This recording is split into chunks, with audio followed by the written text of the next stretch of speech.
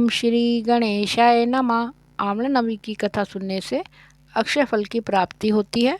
आंवला नवमी की कथा इस प्रकार है। एक बार जगत गुरु आदि शंकराचार्य भिक्षा मांगने एक कुटिया के सामने रुके। वहाँ एक बूढ़ी औरत रहती थी जो अत्यंत गरीब और दयनीय स्थिति में थी। शंकराचार्य की आवाज़ सुनकर वह बूढ़ी औरत बाहर आ गई। उसके हाथ में एक सूखा आंवला था। वह बोली, महात्मन, मेरे पास इस सूखे आंवले के सिवा कुछ नहीं है जो मैं आपको भिक्षा में दे सकूं। शंकराचार्य को उसकी स्थिति पर दया आ गई और उन्होंने उसी समय उसकी मदद करने का प्रण लिया। उन्होंने अपनी आंखें बंद की और मंत्र रूपी 22 श्लोक बोले। ये 22 श्लोक कनकधारा स्तोत्र के श्लोक थे।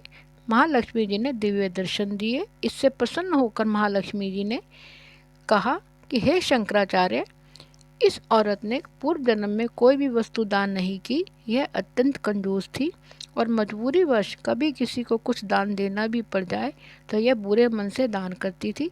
इसीलिए इस जन्म में इसकी यह हालत हुई है। यह अपने कर्मों का फल भोग रही है, इसलिए मैं इसकी कोई सहायता नहीं कर सकती।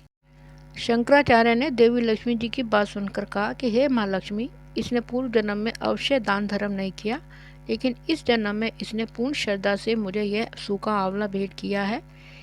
इसके घर में कुछ नहीं होते हुए भी इसने यह मुझे सौंप दिया। इस समय इसके पास यही सबसे बड़ी पूंजी है।